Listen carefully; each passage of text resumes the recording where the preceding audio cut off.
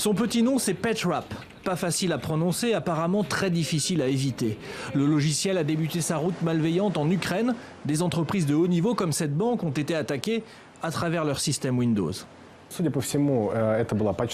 Les gens reçoivent un email avec des pièces jointes et ils ouvrent ces pièces et leurs ordinateurs sont infectés. Puis tout le réseau d'ordinateurs de leur compagnie est infecté.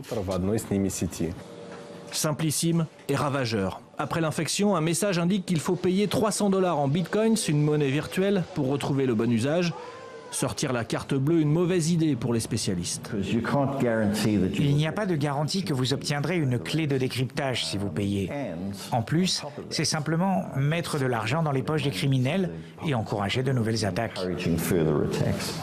Chez Rosneft, une des plus grandes entreprises de pétrole au monde en Russie, il a fallu basculer sur des serveurs secours. À Tchernobyl, l'agence qui gère le confinement des vieux réacteurs a dû s'employer à mesurer les radiations manuellement, comme il y a plusieurs décennies.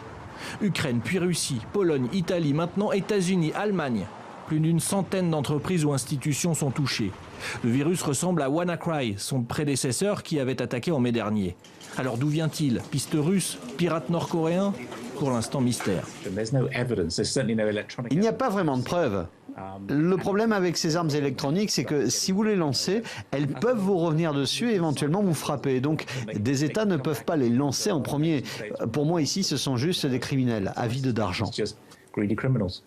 Et quand on sait que le logiciel incriminé coûte 28 $ et qu'il peut se trouver sur le net, beaucoup de monde, effectivement, peut être suspect.